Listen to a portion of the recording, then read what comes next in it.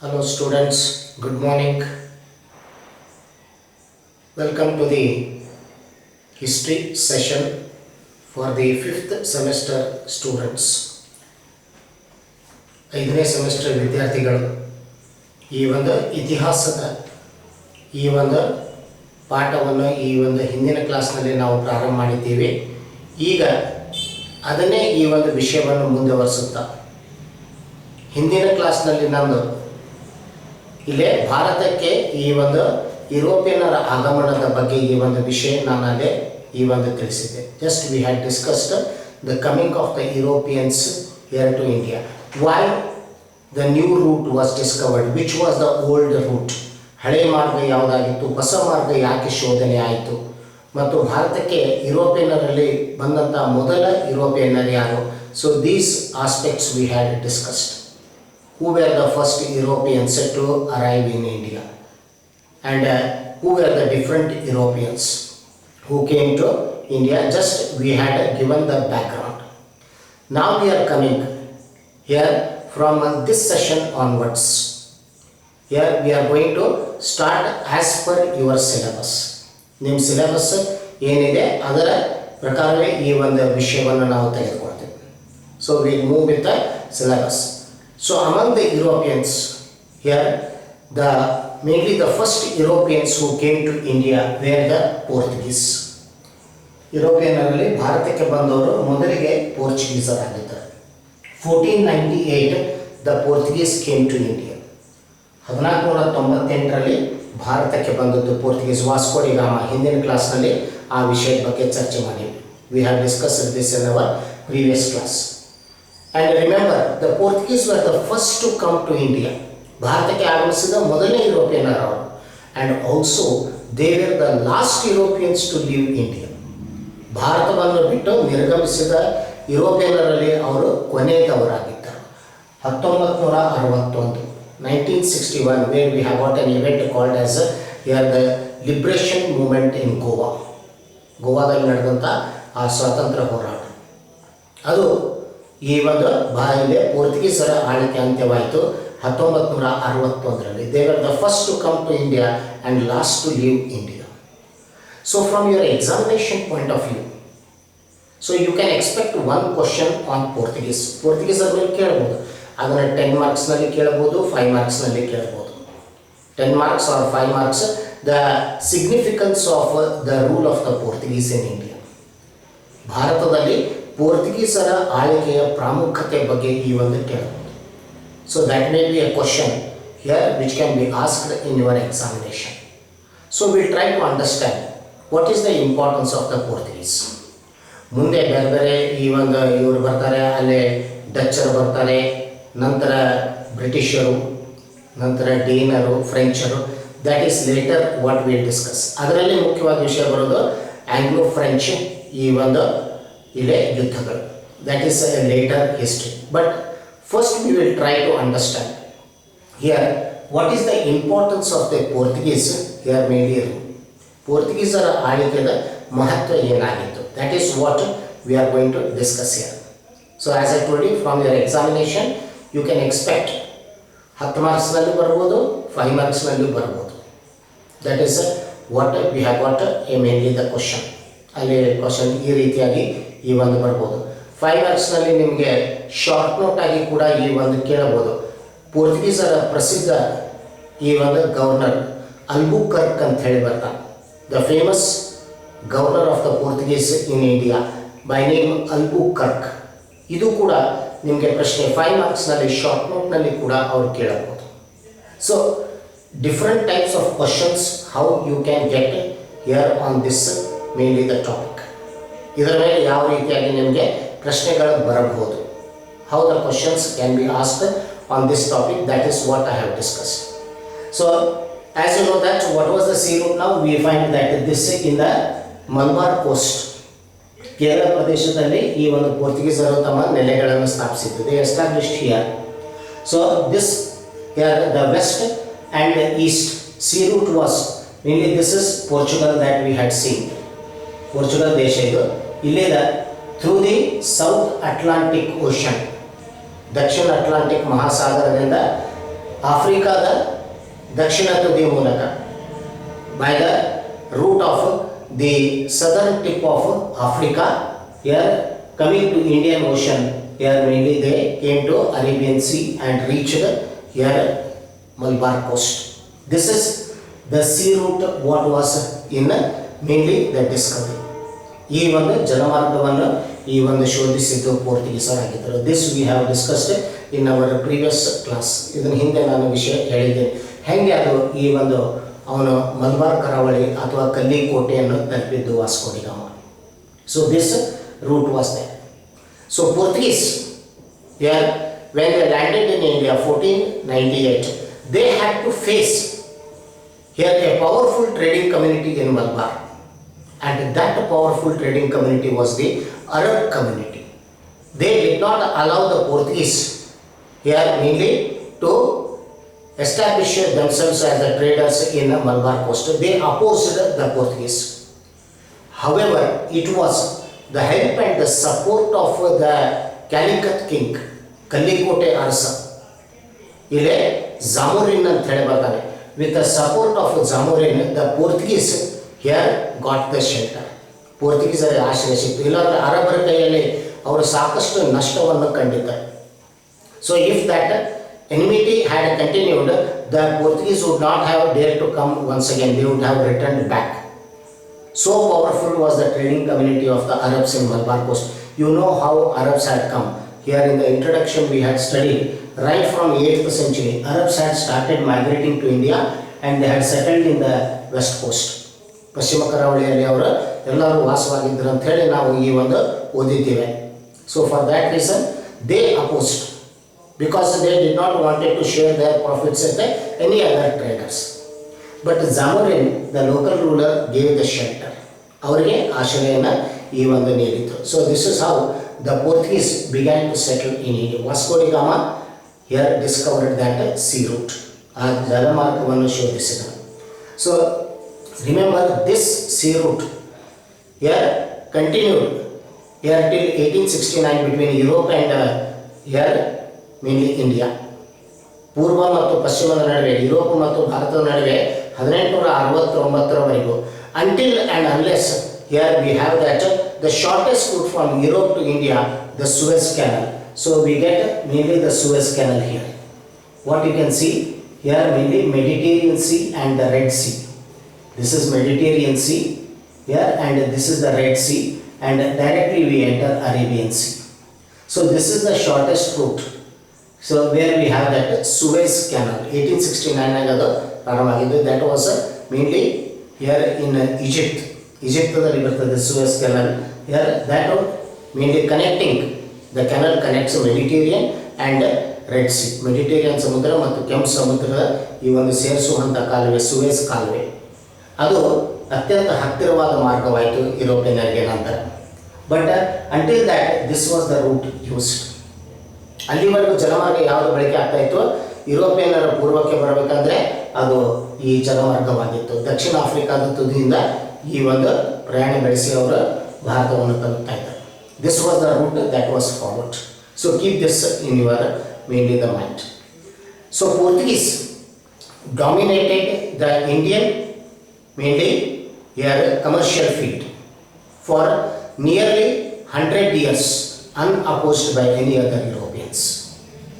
ಸುಮಾರು 100 ವರ್ಷ ಕಾಲ ಯಾವುದೇ ಯುರೋಪಿಯನ್ನರ ತೊಂದರೆ ಇಲ್ಲದೆ ಅವರು ತಮ್ಮ ವ್ಯಾಪಾರವನ್ನು ನಿರಂತರವಾಗಿ ಈ ಒಂದು ಭಾರತದ ಕೂಡ ನಡೆಸಿಕೊಂಡು ಹೋಗ್ತಾರೆ. So 1498 from 1498 till 1602 no other Europeans mainly here dared to come to India. 1402ರವರೆಗೂ ಅಂದರೆ 17ನೇ ಶತಮಾನದ ಪ್ರಾರಂಭದವರೆಗೂ ಸುಮಾರು 100 ವರ್ಷ ಕಾಲ ಬೇರೆ ಯುರೋಪಿಯನ್ನರು ಭಾರತಕ್ಕೆ ಆಗಮಿಸಲಿಲ್ಲ. Other Europeans did not arrive in India. So it was what we call it as the west and the east. Here sea trade was the monopoly of Portuguese. ಪಶ್ಚಿಮ ಮತ್ತು ಪೂರ್ವದ ಜಲಮಾರ್ಗದ ವ್ಯಾಪಾರ ಏನಿತ್ತು ಅದು ಪೋರ್ಚುಗೀಸರ ಗುತ್ತಿಗೆ ಆಗಿತ್ತು. It was the monopoly of mainly the Portuguese. So this was here for more than 100 years. Later other Europeans came and competition started, and ultimately we see the emergence of the British. So this first 100 years, what is the significance of the rule of the Portuguese? We have to try to just knowing about briefly about the Portuguese activities in India. So initially they started their trading activities at mainly Malabar, in a Malabar coast. So after the return of Vasco da Gama, so the next in here what we have got 1499, the arrival of another important navigator to India by name Cabral. Cabral came to India. Followed by that again it was Vasco da Gama. Nanತರ ಮತ್ತೆ Vasco da Gama ಈ ಒಂದು ಭಾರತಕ್ಕೆ ಬಂದದ್ದು ಎರಡನೇ ಬಾರಿ, second time he came. Then we have in 1505, 1505, in 1505, the Portuguese appointed a governor in India. 1505ರಲ್ಲಿ ಪೋರ್ಚುಗೀಸರು ತಮ್ಮ ಒಬ್ಬ ಗವರ್ನರ್ ಅನ್ನು ಈ ಒಂದು ಭಾರತದಲ್ಲಿ ನೇಮಿಸಿದ್ರು in the Malabar coast with Kochi as their headquarters. Kochi ಅವರ ಮುಖ್ಯ ಕೇಂದ್ರವಾಗಿತ್ತು ಪ್ರಾರಂಭದಲ್ಲಿ. Kochi was their headquarters. So a governor was appointed. The first governor of Portuguese in India was Francisco Almeida. Francisco Almeida was the first governor. Francisco Almeida, the first governor of the Portuguese in India. ಭಾರತದಲ್ಲಿ ಬರುವಂಥ ಮೊದಲನೇ Portuguese governor Francisco ಅಲ್ಮೀಡಾ ಆಗಿದ್ದ 1505, 1505 to 1509. He mainly was the governor. 1505ರಿಂದ 1509ರವರೆಗೂ ಅವನು governor ಆಗಿದ್ದ. So what was his one of the most important achievements? ಅವನ ಒಂದು ಮುಖ್ಯ ಸಾಧನೆಯನ್ನು ಅಲ್ಮೀಡಾನ ಸಾಧನೆ, that is he established here the policy called as the blue water policy, that is from Europe to east. That sea route came to be known as the blue water policy of Almeida. ಅಲ್ಮೀಡಾನ ಈ ಒಂದು ಇಲ್ಲೇ blue water policy ಅಥವಾ ಈ ಒಂದು blue water ನೀತಿ ಅಂತ ಹೇಳಿ ಈ ಒಂದು the monopoly of the Portuguese, where any traders passing through this route they have to first obtain here the permission letter from the Portuguese here, which were called as the cartridges. Cartridges where the Portuguese here mainly where custom houses were there, permission letter was granted and they have to pay the taxes for using that route. So this was the blue water policy here, which was mainly adopted by Almeida. 1509. After that, we have here the most important here governor of the Portuguese, Albuquerque. Albuquerque, we have Albuquerque. So 1505 to 1550. Albuquerque was the governor, the most famous governor of the Portuguese in India. What was his achievement? So Albuquerque started expanding the Portuguese activities in the west coast. So we find he developed good relations with the contemporary powerful dynasty of the south, Vijayanagara. ಆಗ ವಿಜಯನಗರ ಆಯಿತು, ಅತ್ಯಂತ ಬಲಿಷ್ಠಮಂತನವಾಗಿತ್ತು. Albuquerque ಈ ಒಂದು ವಿಜಯನಗರದ ಕೂಡ ಒಳ್ಳೆಯ ಸಂಬಂಧ ಬೆಳೆಸಿಕೊಂಡ. ಆ ಸಮಯದಲ್ಲಿ ವಿಜಯನಗರದ ಅರಸ ಕೃಷ್ಣದೇವರಾಯನಾಗಿದ್ದ. And at that time Vijayanagara was at its zenith. ಅದಕ್ಕೆ ಮುಖ್ಯವಾಗಿ ಈ ಒಂದು ವಿಜಯನಗರ ಮತ್ತು ಪೋರ್ಚುಗೀಸರ ನಡುವೆ ಅಶ್ವದ ವ್ಯಾಪಾರ. Mainly Krishnadevaraya imported Portugal horses for his wars. ಅಶ್ವದ ವ್ಯಾಪಾರ ಭಾಳ ಇತ್ತು. There was horse trade between these two and also friendly terms were established between them. Krishnadevaraya also provided permission to have the trade settlements at Bhatkal and Honavar. Bhatkal ಮತ್ತು ಹೊನ್ನಾವರದಲ್ಲಿ ವ್ಯಾಪಾರ ನೆಲೆಗಳನ್ನು ಸ್ಥಾಪಿಸಲು ಅನುಮತಿ ನೀಡಿದ ಪೋರ್ಚುಗೀಸರಿಗೆ. This was the work of mainly ಅಲ್ಬುಕರ್ಕನ ಇದು ಒಂದು ಸಾಧನೆ ಆಗಿತ್ತು. So that was here mainly the work of Albuquerque. He started slowly expanding towards the mainly west coast here towards the Gujarat region. ಗುಜರಾತದ ಕಡೆ ಈ ಒಂದು ಬೆಳೆಸಲಿಕ್ಕೆ ಈ ಒಂದು ಪ್ರಾರಂಭ ಮಾಡಿದರು. ಸೊ ನಾವು it was only to Malabar. ಈಗ ಮಲಬಾರ್ಗಿತ್ತು. ಕರ್ನಾಟಕ ಪ್ರದೇಶದಲ್ಲಿ ಕೂಡ ಪೋರ್ಚುಗೀಸರು ತಮ್ಮ ಈ ಒಂದು ವ್ಯಾಪಾರ ನೆಲೆಯನ್ನು ಬೆಳೆಸಿದರು. They had the trade settlements. Bhatkal ಮತ್ತು ಹೊನ್ನಾವರದಲ್ಲಿ ನಾವು ನೋಡ್ತೀವಿ. ಅಲ್ಲಿ ಲೇಟರ್ ಇಟ್ ವಾಸ್ ಇನ್ 1510 1510ರಲ್ಲಿ Albuquerque by defeating the Bijapur sultan Yusuf Adil Shah. 1510ರಲ್ಲಿ ಬಿಜಾಪುರದ ಸುಲ್ತಾನಾದ ಯೂಸಫ್ ಆದಿಲ್ ಶಾನನ್ನು ಸೋಲಿಸಿ ಹಿ ಕ್ಯಾಪ್ಚರ್ಡ್ ಗೋವಾ. 1510ರಲ್ಲಿ ಗೋವಾ ಇದು ಪೋರ್ಚುಗೀಸರ ವಶಕ್ಕೆ ಬಂದಿತ್ತು. So it came into the hands of the Portuguese which became one later on here, which became an important here the center of the Portuguese in India and also the capital. 1510ರಲ್ಲಿ ಆದಿಲ್ ಶಾಹಿ ಸುಲ್ತಾನಾದ ಯೂಸಫ್ ಆದಿಲ್ ಶಾನಿಂದ ಇದನ್ನು ವಶಪಡಿಸಿಕೊಂಡಿದ್ದು. He captured it from the Adil Shahis of Bijapur. Later in Maharashtra region also we have the Basin and Salic territories, Bombay. These were all taken over by the Portuguese.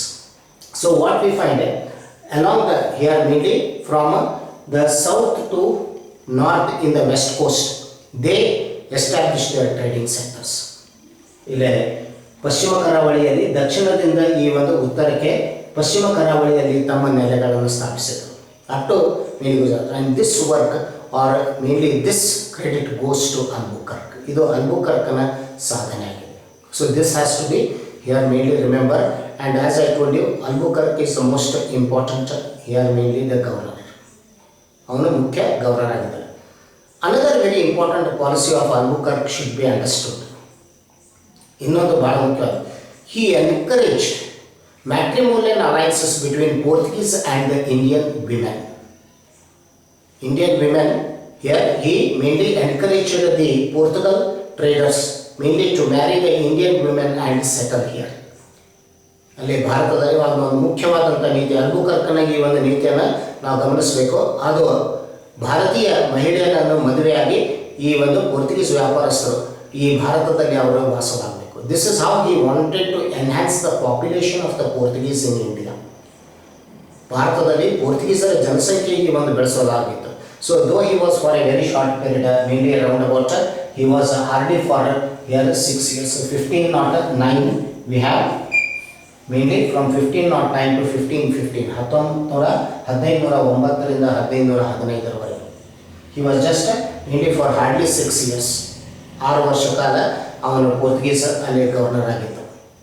So for that reason we can find that here Albuquerque, though within a short period he was able to enhance the power of the Portuguese. Commercially, here Portuguese became very powerful, and good trading contacts were established between here Europe and India. Bharat ಮತ್ತು ಯುರೋಪದ ನಡುವೆ ಒಳ್ಳೆ ವ್ಯಾಪಾರ ಸಂಪರ್ಕ ಬೆಳೆಯಿತು. We have good trade contacts being developed there. Likewise, what we notice is here the trade which was carried out between India and Europe or Portugal particularly now. So this mainly route, sea route, came to be termed as pepper route. ಈ ಒಂದು pepper ಅಂದರೆ ಮೆಣಸು, ಮೆಣಸಿನ ಮಾರ್ಗ ಅಂತ ಹೇಳಿ ಕರೀತಾರೆ. ಈ ಒಂದು ಜಲಮಾರ್ಗವನ್ನು ಪೋರ್ಚುಗಲ್ ಮತ್ತು ಭಾರತದ ನಡುವೆ ಏನು ಜಲಮಾರ್ಗ ಇತ್ತು ಅದಕ್ಕೆ ಈ ಒಂದು ಮೆಣಸಿನ ಮಾರ್ಗ. ಹೆಂಗೆ ಹಿಂದೆ ನಿಮಗೆ ಗೊತ್ತಿದ್ದಾಗೆ ಈ ಒಂದು ಚೀನಾದಿಂದ ಮಧ್ಯ ಏಷ್ಯಾಕ್ಕೆ ಬರುವಂಥ ಈ ಒಂದು ರೇಷ್ಮೆ ಮಾರ್ಗ ಇತ್ತು, the silk route between China and here central Asia. So that was called as silk route. ಅದನ್ನು ಈ ಒಂದು ರೇಷ್ಮೆ ಮಾರ್ಗ ಅಂತ ಹೇಳ್ತಾ ಇದ್ರು. ಇದು ಪೆಪ್ಪರ್ ಮಾರ್ಗ. Why it was called so? Because pepper was the most important commodity that was taken by Portuguese and sold in European markets. It had a lot of demand. ಸಾಕಷ್ಟು ಬೇಡಿಕೆ ಇತ್ತು. ಭಾರತದಲ್ಲಿ ಬೆಳೆಯುವಂಥ ಮೆಣಸೇನಿದೆ ಅದು ಯುರೋಪದಲ್ಲಿ ಸಾಕಷ್ಟು ಬೇಡಿಕೆಯಲ್ಲಿತ್ತು. ಅದಕ್ಕೆ ಪೋರ್ಚುಗೀಸರು ಹೆಚ್ಚಿನ ಮೆಣಸನ್ನು ಇಲ್ಲಿಂದ ಒಯ್ದು ಆ ಒಂದು ನಾವು ನೋಡ್ತೀವಿ ಅಲ್ಲಿ ಈ ಒಂದು ಯುರೋಪದ ಪೇಟೆಗಳಲ್ಲಿ ಮಾರಾಟ ಮಾಡ್ತಾ ಇದ್ರು. They were mainly selling it. So here that is why the route. ಹೆಂಗೆ ರೇಷ್ಮೆ ಮಾರ್ಗ ಅಂದರೆ ಚೀನಾದಲ್ಲಿ ರೇಷ್ಮೆ ಏನು ಬೆಳೀತಾ ಇತ್ತು ಅದರ ಬೇಡಿಕೆ ಇತ್ತು, ಅದಕ್ಕೆ ಅದು ರೇಷ್ಮೆ ಮಾರ್ಗ ಅಂತ ಹೆಸರು ಬಂತು. ಇಲ್ಲೇ pepper, it is called as the pepper route. So how much profit they earned, that was here a very surprising thing to note. ಅವರು ಎಷ್ಟೊಂದು ಈ ಒಂದು ಲಾಭ ಗಳಿಸಿದ್ರು ಅಂದರೆ ಈ ಒಂದು ಅವರು ತಮ್ಮ ಸಮುದ್ರಯಾನದ ಮೇಲೆ ಎಷ್ಟು ಖರ್ಚು ಮಾಡ್ತಾ ಇದ್ರು ಅದರಲ್ಲೇ ಅದು ಅಲ್ಲದೆ ಸುಮಾರು ಒಂದು 50-60 ಪಟ್ಟು ಅವರ ಮೆಣಸನ್ನು ಮಾರಿ ಈ ಒಂದು ಯುರೋಪದ ಪೇಟೆಯಲ್ಲಿ ಈ ಒಂದು ಅಲ್ಲಿ ಲಾಭ ಪಡಿತಾ ಇದ್ರು. 50 to 60 times more than their expenditure of the voyage they earned by selling only paper. That shows the demand for paper. Apart from this there were other spices also from India. ಉಳಿದ ಮಸಾಲ ಪದಾರ್ಥಗಳು ಕೂಡ ಇತ್ತು, ಆದರೆ ಇದು ಬಹಳ ಈ ಒಂದು ಬೇಡಿಕೆಯಲ್ಲಿತ್ತು. So like this here we find that this was mainly the rise of the Portuguese in the commercial activities.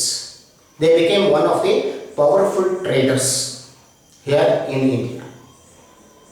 So looking at this here, mainly it was mainly this credit we must give to Albuquerque, who was here the famous, mainly the governor who mainly held the post from 1509 to 1515. Later we have other, mainly the governors.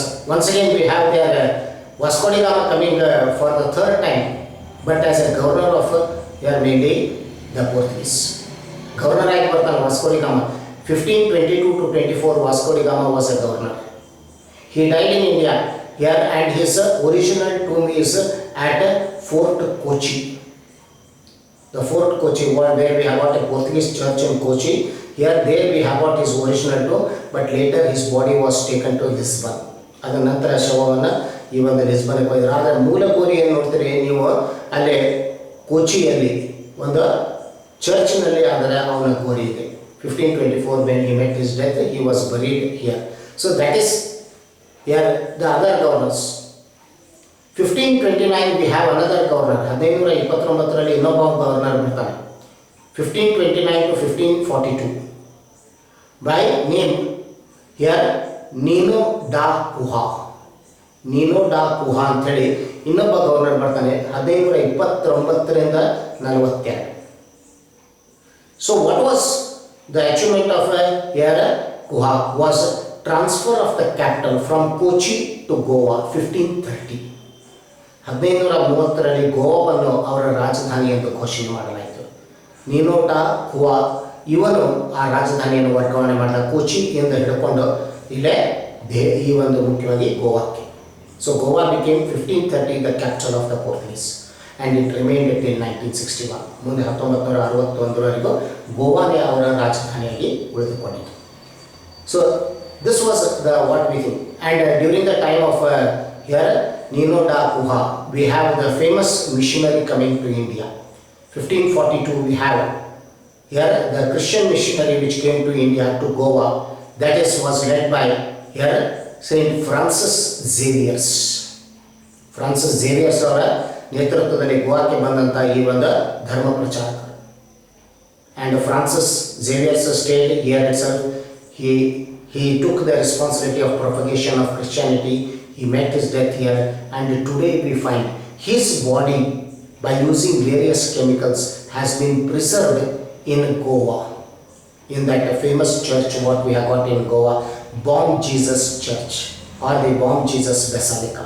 ಇಲ್ಲಿ ಅವರ ಶವವನ್ನು ರಾಸಾಯನಿಕ ಮೂಲಕ ವಿವಿಧ ರಾಸಾಯನಗಳನ್ನು ಬಳಸಿ ಅವರ ಶವವನ್ನು ರಕ್ಷಿಸಲಾಗಿದೆ. ಈ ಒಂದು ಝೇವಿಯರ್ ಅವರ ಶವ ಗೋವಾದ ಬಾಂಬ್ ಜೀಸಸ್ ಬೆಸಾಲಿಕಾ, ಬಾಂಬ್ ಜೀಸಸ್ ಬೆಸಾಲಿಕಾದಲ್ಲಿ ಅವರ ಶವವನ್ನು ಈಗಲೂ ನಾವು ನೋಡಬಹುದು.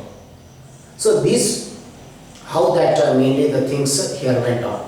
So for nearly 100 years there was no competition for the Portuguese. ಸುಮಾರು 100 ವರ್ಷ ಕಾಲ ಇಲ್ಲೇ ಪೋರ್ಚುಗೀಸರಿಗೆ ಯಾವುದೇ ಪೈಪೋಟಿ ಬರಲಿಲ್ಲ. ಯಾವುದೇ ಯುರೋಪಿಯನರಾಗಲಿ ಭಾರತೀಯರಾಗಲಿ ಅವರಿಗೆ ಪೈಪೋಟಿಯನ್ನು ನೀಡಲಿಲ್ಲ. They were very superior traders. ಬರೀ ಪಶ್ಚಿಮ ಕರಾವಳಿ ಅಲ್ಲ, even they had mainly their colonies or the settlements established in Bengal region. ಬಂಗಾಲದಲ್ಲಿ ಕೂಡ ನಾವು ನೋಡ್ತೀವಿ ಅವರು ತಮ್ಮ ವಸಾಹತುಗಳನ್ನು ಅಥವಾ ತಮ್ಮ ನೆಲೆಗಳನ್ನು ಸ್ಥಾಪಿಸಿದ್ದರು. In Bengal also the Portuguese had. So on the east as well as in the west here the mainly domination of the Portuguese. No other Europeans were there. ಬೇರೆ ಯಾವ ಯುರೋಪಿಯನ್ ಇರಲಿಲ್ಲ.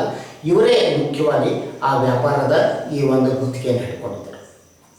So for nearly 100 years what Portuguese domination was. So what was the impact of this Portuguese? ಮುಂದೆ ಅವರು ಭಾರತದಲ್ಲಿ ಈ ಒಂದು ಬೇರೆ ಬೇರೆ ಯುರೋಪಿಯನ್ನರು ಬಂದ ನಂತರ, ಬ್ರಿಟಿಷರು ಹೇಳಿದ ನಂತರ ಪೋರ್ಚುಗೀಸರ ಈ ಒಂದು ಅಧಿಕಾರ ಅವಿನೀತಿಗೊಂಡಿತು. ಆದರೆ ಅವರು ಭಾರತವನ್ನು ಬಿಟ್ಟು ತೊಲಗಿದ್ದು ಕೊನೆಯದಾದರೂ ಕೂಡ ಈ ಮೊದಲನೇ 100 ವರ್ಷ, this first 100 years till the arrival of the Dutch 1602, 1602ರಲ್ಲಿ ಡಚ್ಚರು ಬಂದಿದ್ದು, ಅಲ್ಲಿವರೆಗೂ ಸುಮಾರು 100 ವರ್ಷ. What was the significance of the Portuguese rule in India? ಭಾರತದಲ್ಲಿ ಪೋರ್ಚುಗೀಸರ ಆಳ್ವಿಕೆಯ ಮಹತ್ವ ಏನಿದೆ ಅದನ್ನು ನಾವು ಇಲ್ಲೇ ಗಮನಿಸಬೇಕು. We should notice this. What importance was mainly the Portuguese here rule the first 100 years 1498 to 1602. Was there any impact on the India? ಭಾರತದಲ್ಲಿ ಆ ಒಂದು ಪೋರ್ಚುಗೀಸರ ಏನಾದರೂ ಇಲ್ಲೇ ಪರಿಣಾಮ ಬೀರುತ್ತೆ. So this we are going to discuss as a last. ಇದನ್ನು ಕೊನೆಯದಾಗಿ ಈ ಒಂದು ವಿಷಯ ತಗೋತೀನಿ. So I will discussing this. What is the impact of the Portuguese? ಇದನ್ನು ನಾನು ಹೇಳಿದೆ, ನಿಮಗೆ ಪ್ರಶ್ನೆ ಆಗಿ ಬರ್ಬೋದು. ಅದಕ್ಕೆ ಇದರ ಪ್ರಶ್ನೆ ಕೇಳಿದಾಗ ಹೆಂಗೆ ಪ್ರಾಸ್ತಾವಿಕವಾಗಿ ಪೋರ್ಚುಗೀಸರು ಹೆಂಗೆ ಬಂದರು, ಆ ಪೋರ್ಚುಗೀಸರ ಏಳಿಗೆ ಹೆಂಗಾಯಿತು, ಕೆಲವು ಪ್ರಧಾನ ಗವರ್ನರ್ಗಳು ಯಾರಾಗಿದ್ದರು, ನಂತರ ಅದರ ಪರಿಣಾಮಗಳು ಹೀಗೆ ಇದರ ಪ್ರಶ್ನೆಯಾಗಿ 10 ಮಾರ್ಕ್ಸ್ನಲ್ಲಿ ಕೂಡ ಬರ್ಬೋದು. I just also mention that Albuquerque can be asked for here mainly 5 marks. ಅದಕ್ಕೆ ಅಲ್ಬುಕರ್ಕನ ಬಗ್ಗೆ ಮೊದಲಿಗೆ ಪೋರ್ಚುಗೀಸರ ಆಗಮನದ ಹೇಳಿ, ಗವರ್ನರ್ ಆಳ್ವಿಕೆ ಹೆಂಗೆ ಪ್ರಾರಂಭ ಆಯಿತು ಈ ಒಂದು ಭಾರತದಲ್ಲಿ ಪೋರ್ಚುಗೀಸರು, that you have to mention. Then mainly Albuquerque as the governor 1509 to 1515. What were his achievements? ಅವನ ಸಾಧನೆಗಳು ಏನಾಗಿವೆ ಅದನ್ನು ನೀವು ಒಂದು ವಿಷಯವಾಗಿ ಹೇಳಬೇಕು. So this is how we are going to here discuss. But what was the impact of the Portuguese here? General that 100 years impact I will be speaking here. So what was the impact of the Portuguese here on India? ಭಾರತದ ಮೇಲೆ ಪೋರ್ಚುಗೀಸರ ಈ ಒಂದು ಪರಿಣಾಮ. This is what we will be noting it. Now the first importance, remember we don't have any political rule of the Portuguese in India. ಭಾರತದಲ್ಲಿ ಪೋರ್ಚುಗೀಸರ ರಾಜಕೀಯವಾಗಿ ಏನು ಅಧಿಕಾರ ಬೆಳೆಸಲಿಲ್ಲ. They never establish the political supremacy. What the ಯಾರ್ mainly litre British did. ಬ್ರಿಟಿಷರು ಹೆಂಗೆ ನಮ್ಮ ಮೇಲೆ ಈ ಒಂದು ನಮ್ಮ ರಾಜಕೀಯ ದರ್ಪವನ್ನು ಈ ಒಂದು ತಂದರು, ಆ ರೀತಿಯಾಗಿ ಪೋರ್ಚುಗೀಸರು ರಾಜಕೀಯ ವಿಷಯದಲ್ಲಿ ಅವರು ದೂರವಾಗಿದ್ದರು. They kept away from the mainly the politics. They never interfered in the politics. ಭಾರತದ ಈ ಒಂದು ರಾಜಕೀಯದಲ್ಲಿ ಅವರು ಸ್ಥಾಪನೆ ಮಾಡಲಿಲ್ಲ. They concentrated on the trade. ವ್ಯಾಪಾರದ ಮೇಲೆ ಅವರು ಹೆಚ್ಚಿನ ಗಮನ ಕೊಟ್ಟರು. So the first thing you remember, there was no political impact of the Portuguese. ಪೋರ್ಚುಗೀಸರ ಈ ಒಂದು ಇಲ್ಲಿ ಭಾರತಕ್ಕೆ ಬಂದದ್ದು, ಅವರು ಮೊದಲನೇ 100 ವರ್ಷ ಭಾರತದಲ್ಲಿ ಈ ಒಂದು ವ್ಯಾಪಾರವನ್ನು ಬೆಳೆಸಿದ್ರು, ಅದು ಭಾರತದ ರಾಜಕೀಯದ ಮೇಲೆ ಅವರ ಈ ಒಂದು ಪರಿಣಾಮ ಬೀರಿಲ್ಲ. There was no political impact. But what were the other important here the effects? ಉಳಿದ ಏನು ಪರಿಣಾಮಗಳು ಬಂದು ಅಂದರೆ, ಸೆಕೆಂಡ್ಲಿ ವಾಟ್ ವಿ ನೋಟಿಸಸ್, ಎರಡನೇದಾಗಿ ಬಹಳ ಮುಖ್ಯವಾಗಿ ನಾವು ನೋಡ್ತೀವಿ, the Indian goods here once again became popular in European markets. So after the fall of Constantinople ಪತನದ ನಂತರ ಈ ಒಂದು ಅಲ್ಲೇ ನಾವು ನೋಡ್ತೀವಿ ಭಾರತದ ಸರಕುಗಳ ಕೊರತೆ ಬಂತು ಯುರೋಪದಲ್ಲಿ. There was a shortage of the Indian goods. ಬೇಡಿಕೆ ಬೆಳೀತಾ ಹೋಯಿತು. So because there was no supply, the demand was there, because so much the Europeans were dependent on Indian goods. ಅದಕ್ಕೆ ಅಲ್ಲಿ ಬೇಡಿಕೆ ಈ ಒಂದು ಬಹಳ ಇತ್ತು. ಅದಕ್ಕೆ there was lot of demand for Indian goods. Particularly I was speaking about the spices. So once again Indian goods reached the European markets. So that is what the popularity of the Indian goods in European markets once again. Good commercial contacts were established between the east and west again, but this time it was by sea route, not land route.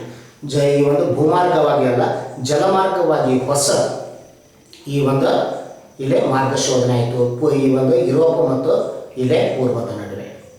So this is what we call it as the second impact. ಇದು ಎರಡನೇ ಪರಿಣಾಮವಾಗಿ ನಾವು ನೋಡ್ತೀವಿ. And this sea route became very popular route, and all the Europeans here who came to India here traveled by this sea route. ಮುಂದೆ European ಬಂದರು, ಡಚ್ಚರು ಬಂದರು, ಬ್ರಿಟಿಷರು ಬಂದರು, ಡೇನರು ಬಂದರು, ಫ್ರೆಂಚರು ಬಂದರು. ಅವರು ಎಲ್ಲರೂ ಇದೇ ಜಲಮಾರ್ಗವಾಗಿ ಭಾರತಕ್ಕೆ ಆಗಮಿಸಿದ್ದಾರೆ. They came by this route itself. This was the route. So this became a very popular route and the land route here mainly declined. ಆ ಭೂಮಾರ್ಗ ಏನಿತ್ತು ಕಾನ್ಸ್ಟಾಂಟಿನೋಪಲ್ದ ಮುಖಾಂತರ ಅದು ಪತನವಾಯಿತು. So the land route collapsed here and it was the popularity of the sea route between west and east. Europe ಮತ್ತು ಈ ಪೂರ್ವದ ನಡುವೆ ಅತ್ಯಂತ ಮುಖ್ಯವಾಗಿ ಈ ಒಂದು ಇಲ್ಲಿ ಪ್ರಚಲಿತವಾದಂಥ ಈ ಒಂದು ಜಲಮಾರ್ಗವಾಯಿತು. So that is the thing to be understood. ಇದು ಈ ಒಂದು ವಿಷಯದಲ್ಲಿ ತಿಳ್ಕೊಳ್ಳಿ. Thirdly here the Portuguese contributed to the growth of Indian agriculture. ಭಾರತದ ಕೃಷಿಗೆ ಈ ಒಂದು ಪೋರ್ಚುಗೀಸರ ಈ ಒಂದು ದೊಡ್ಡ ಕೊಡುಗೆ ಇದೆ. They have got lot of contribution. They introduce the cultivation of potatoes, onions, chilies, cashew, tobacco. Almost what we see, they are all cash crops, commercial crops. ಭಾರತದ ವ್ಯವಸಾಯದಲ್ಲಿ ಅವರು ಈ ಒಂದು ನಾವು ನೋಡ್ತೀವಿ ಈರುಳ್ಳಿ, ಆಲೂಗಡ್ಡೆ, ಮೆಣಸಿನಕಾಯಿ, ಗೋಡಂಬಿ, ತಂಬಾಕು ಇದರ ಈ ಒಂದು ಬೆಳೆ ಯಾವ ರೀತಿಯಾಗಿ ಈ ಒಂದು ಬೆಳೆಯಬೇಕು ಅದನ್ನು ಈ ಒಂದು ಭಾರತಕ್ಕೆ ಪರಿಚಯಿಸಿತು. ಮತ್ತು ಇವೆಲ್ಲ ನೀವು ನೋಡಿದರೆ ವಾಣಿಜ್ಯ ಧಾನ್ಯಗಳಾಗಿವೆ, ವಾಣಿಜ್ಯ ಪದಾರ್ಥಗಳಾಗಿವೆ. And they are having the commercial value. ಆ ಒಂದು ನಾವು ನೋಡ್ತೀವಿ ಅದಕ್ಕೆ ವಾಣಿಜ್ಯ ಈ ಒಂದು ಮಹತ್ವ ಇದೆ. So they are having commercial values. So in our Indian agriculture here this was one of the contribution we can see of the Portuguese which was very enriching to the Indian farmers. ಭಾರತದ ಈ ಒಂದು ರೈತರಿಗೆ ಸಾಕಷ್ಟು ಇದರಿಂದ ಲಾಭ ಬಂತು, ಶ್ರೀಮಂತಿಕೆ ಬಂತು, ಹಣ ಬಂತು. So it was commercially profitable to the Indian peasantry class. ಭಾರತದ ರೈತ ವರ್ಗಕ್ಕೆ ಇದರ ಈ ಒಂದು ಸಾಕಷ್ಟು ಈ ಒಂದು ಆರ್ಥಿಕ ಲಾಭವನ್ನು ಪಡೆದುಕೊಂಡಿದೆ. That was mainly because of the ಪೋರ್ಚುಗೀಸರಿಂದ ಇದು ಈ ಒಂದು ಸಾಧ್ಯವಾಯಿತು. So they contributed to the Indian agriculture. Another important effect we can say, the establishment of the printing machine at Goa in 1556. A very landmark here in the Indian journalism history. ಭಾರತದ ಪತ್ರಿಕಾ ಉದ್ಯಮದಲ್ಲಿ ಒಂದು ಮೈಲುಗಲ್ಲು ಅಂತ ಹೇಳಿದ್ದನ್ನು ನಾವು ಇಲ್ಲೇ ಕರೆಯಬಹುದು. 1556ರಲ್ಲಿ ಅಲ್ಲೇ ನಾವು ನೋಡ್ತೀವಿ ಗೋವಾದಲ್ಲಿ ಅವರು ಒಂದು ಮುದ್ರಣ ಯಂತ್ರವನ್ನು ಸ್ಥಾಪಿಸಿದರು. ಮುದ್ರಣ ಈ ಒಂದು ಯಂತ್ರವನ್ನು ಸ್ಥಾಪಿಸಿ so this boosted the mainly here the printing of the books and later the journalism news papers. ಈ ಒಂದು ಗ್ರಂಥಗಳನ್ನು ಈ ಒಂದು ಮುದ್ರಣೆ ಮಾಡೋದು, ಮುಂದೆ ಈ ಒಂದು ಪತ್ರಿಕೆಗಳನ್ನು ಹೊರಡಿಸುವ ಈ ರೀತಿಯಾಗಿ ಆ ಪ್ರವಾಸ ಈ ಒಂದು ನಾವು ನೋಡ್ತೀವಿ ಪೋರ್ಚುಗೀಸರಿಂದ ಅಲ್ಲಿ ಈ ಪತ್ರಿಕಾ ಉದ್ಯಮ ಸಾಕಷ್ಟು ಈ ಒಂದು ಬೆಳವಣಿಗೆ ಈ ಮುದ್ರಣ ಯಂತ್ರ ತಂದ because of this printing press. So that was one of the contribution of the Portuguese. Along with there was a lot of mainly the impact on Indian religious field. ಭಾರತದ ಧರ್ಮದ ಮೇಲೆ ಸಾಕಷ್ಟು ಈ ಒಂದು ಪರಿಣಾಮ ಬೀರಿತು. There was a what we call it as a religious impact. ಧರ್ಮದ ಮೇಲೆ ಬಹಳ ಸಾಕಷ್ಟು ಇದರ ಈ ಒಂದು ಪರಿಣಾಮ ನೋಡಿದೆ. What is that religious influence? So as you already know that here mainly Portuguese were followers of the Christianity. ಕ್ರೈಸ್ತ ಧರ್ಮದ ಪಾಲಕರಾಗಿದ್ದರು. And here already in India we had here the other religions like Hinduism was there, Jainism was there, and Buddhism was there. And along with this, with the advent of the Europeans, we also know that another foreign religion had come to India. That is what we call it as the Islam religion. ಇವೆಲ್ಲ ಧರ್ಮಗಳಿದ್ದವು. Now with the coming of the Portuguese, we have here another foreign religion became popular in India, and that was Christianity. It is the contribution of the Portuguese for the popularity of the Christianity in India. ಭಾರತದಲ್ಲಿ ಕ್ರೈಸ್ತ ಧರ್ಮ ಬೆಳೆಯಲು ಪೋರ್ಚುಗೀಸರ ಇದು ದೊಡ್ಡ ಕೊಡುಗೆಯಾಗಿದೆ. But remember, Portuguese were not the first to introduce Christianity in India. ಭಾರತದಲ್ಲಿ ಕ್ರೈಸ್ತ ಧರ್ಮದನ್ನು ಈ ಒಂದು ತಂದವರು ಪೋರ್ಚುಗೀಸರಲ್ಲ. So already Christianity had entered India in the first century A. 1ನೇ ಶತಮಾನ ಕ್ರಿಸ್ತ ಶಕದಲ್ಲೇ ಭಾರತವನ್ನು ಈ ಒಂದು ಪ್ರವೇಶ ಮಾಡಿದೆ ಈ ಒಂದು ಕ್ರೈಸ್ತ ಧರ್ಮ. 52 AD 52 ಕ್ರಿಸ್ತ ಶಕ. ಯೇಸುವಿನ 12 ಶಿಷ್ಯರಲ್ಲಿ in the 12 disciples who were called as apostles ಅವರಲ್ಲಿ ಒಬ್ಬನಾದಂಥ Saint Thomas, the one of the apostle of Jesus Christ. He was the person who here mainly came to India, stayed at Chennai, and that is how the Christianity entered India in the 1st century AD, 52 AD, 52 ಕ್ರಿಸ್ತ ಶಕ. ಸಂತ Thomas ಯೇಸುವಿನ 12 ಶಿಷ್ಯರಲ್ಲಿ ಅವರು ಕೂಡ ಒಬ್ಬರಾಗಿದ್ದರು. ಅವರು ಭಾರತಕ್ಕೆ ಬಂದು ಚೆನ್ನೈನಲ್ಲಿ ಈ ಒಂದು ವಾಸವಾದರು. Even if you go to Chennai, we have got the famous church, St. Thom Church, where we have the burial of here mainly Saint Thomas. ಸಂತ ಥಾಮಸ್ ಅವರ ಈ ಒಂದು ಸಮಾಧಿ ಆ ಚರ್ಚ್ನಲ್ಲಿದೆ. ನೆಲಮಾಳಿಗೆಯಲ್ಲಿ ನಾವು ಹೋಗಬೇಕು, ಆ ಸಮಾಧಿಯನ್ನು ಗಮನಿಸೋದು. So we have got that mainly the Christianity had already come in India. ಭಾರತದಲ್ಲಿ ಬಂದಿತ್ತು, ಆದರೆ ಬೆಳೆಯಲಿಲ್ಲ, ಅದು ಪ್ರಚಿತವಾಗಲಿಲ್ಲ. It is Portuguese who popularise the Christianity in India. So Portuguese mainly welcomed the Christian missionaries here from Europe to come to India. ಭಾರತದಲ್ಲಿ ಈ ಒಂದು ಯುರೋಪದಿಂದ ಈ ಒಂದು ಕ್ರೈಸ್ತ ಪ್ರಚಾರಕರಿಗೆ ಈ ಒಂದು ಬರಲು ಆಮಂತ್ರಿಸಿದರು. ಭಾರತಕ್ಕೆ ಕ್ರೈಸ್ತ ಧರ್ಮವನ್ನು ಪ್ರಚಾರ ಕೈಗೊಳ್ಳಲು, mainly to develop here Christianity through matrimonial alliance or marriage alliances. ಮದುವೆ ಸಂಬಂಧದ ಮೂಲಕ ಕ್ರೈಸ್ತ ಧರ್ಮ, ಭಾರತೀಯ ಮಹಿಳೆಯರನ್ನು ಮದುವೆಯಾಗಿ ಆ ಕ್ರೈಸ್ತ ಧರ್ಮವನ್ನು ಈ ಒಂದು ಬೆಳೆಸಲು ಪ್ರಯತ್ನಿಸಿದರು. So this is how Portuguese, by adopting these methods, they were able to popularize Christianity. So we come across now here, along with Islam, another foreign religion which gained the momentum in India was Christianity, and it is Portuguese who were responsible for this. ಮುಂದೆ ಉಳಿದ ಎಲ್ಲ ಯುರೋಪಿಯನ್ನರು ಈ ಕ್ರೈಸ್ತ ಧರ್ಮಕ್ಕೆ ಈ ಒಂದು ಪ್ರೋತ್ಸಾಹವನ್ನು ನೀಡಿದ್ದಾರೆ. This is another impact you can speak.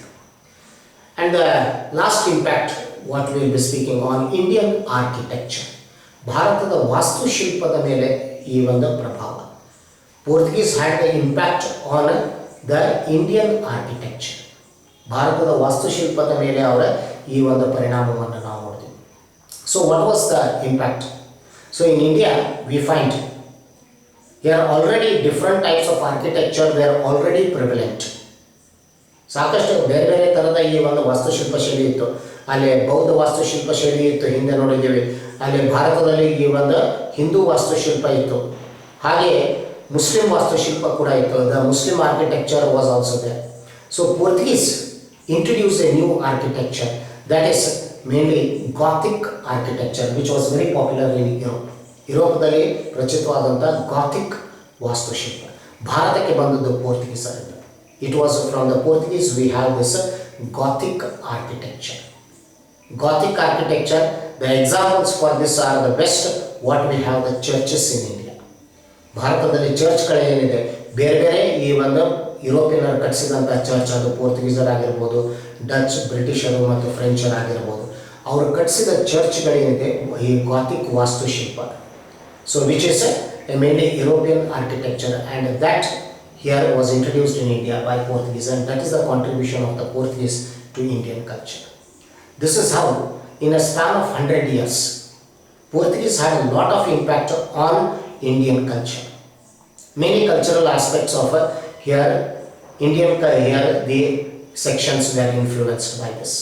ಭಾರತದ ಅನೇಕ ಸಾಂಸ್ಕೃತಿಕ ವಿಷಯಗಳು ಪೋರ್ಚುಗೀಸರಿಂದ ಪ್ರಭಾವಿತಗೊಂಡವು, but there was no political influence.